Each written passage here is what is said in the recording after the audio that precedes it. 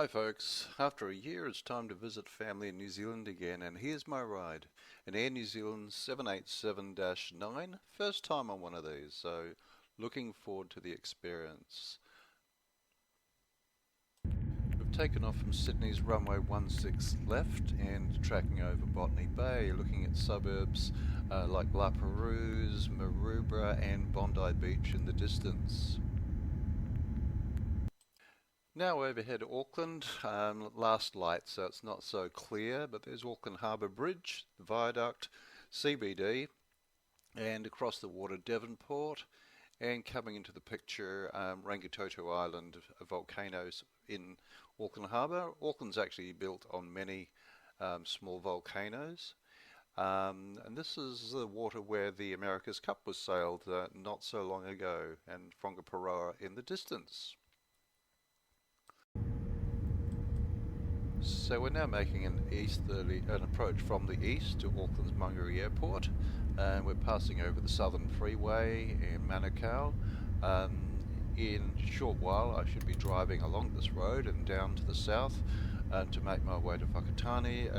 3.5 hour drive. It will be dark unfortunately, so I won't get to see any of the scenery. But beautiful day on Ohope Beach near Whakatane.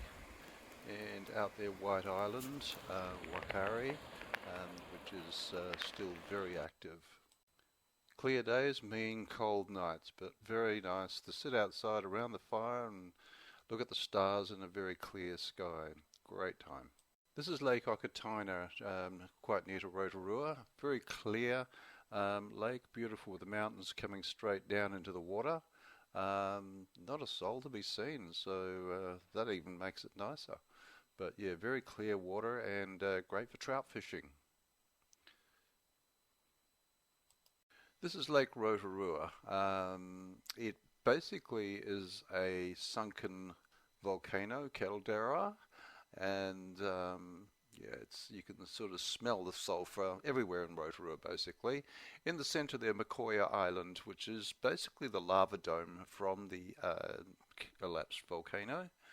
And just looking around the shore here, what I can't bring you is the smell. Rotorua is very well known for the sulphurous smell that you can smell just about everywhere around the place, some days stronger than others, all from the geothermal activity, which is just everywhere to be seen here. And here we have a paddle steamer, which is obviously waiting for summer. Beautiful grounds here in front of the museum. There's bowling greens, petanque, down the end the blue baths, which are geothermally heated. And what you see everywhere in Rotorua basically are these hot pools, and they are very hot. That's 100 degrees, that water. Don't swim.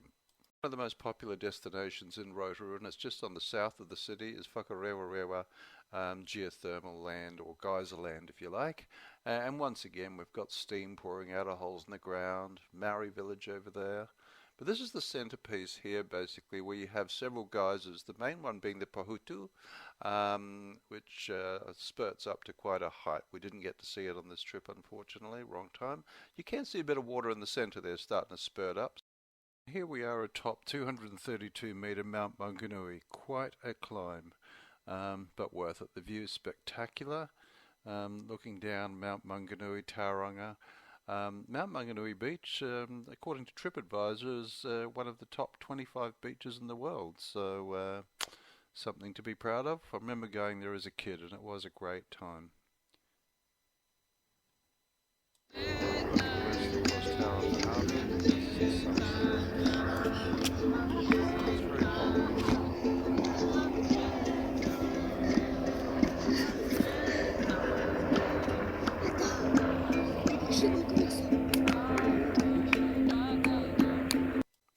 Time for a road trip, and New Zealand has got to be the best country in the world for a road trip. It changes the scenery every few minutes.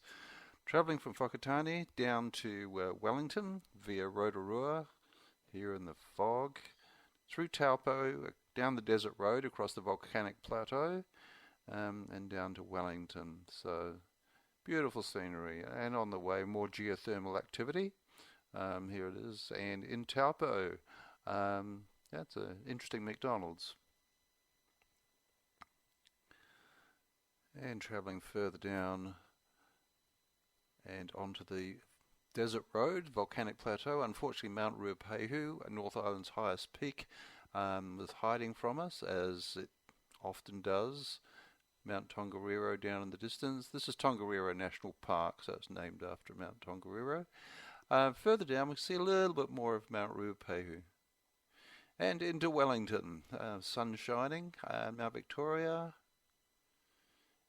And then we're out to Parramatta, which is where we used to live, just north of Wellington. Quite a blustery day. We had the best weather up north, but you just got to roll with it. If you don't like the weather in Wellington, just wait 5 minutes. It will change. And here we are in Wellington, Oriental Bay, just looking across at the changing weather. Great trip, beautiful country to visit. Wish we'd had more time, but yeah, it is what it is. And thank you for watching.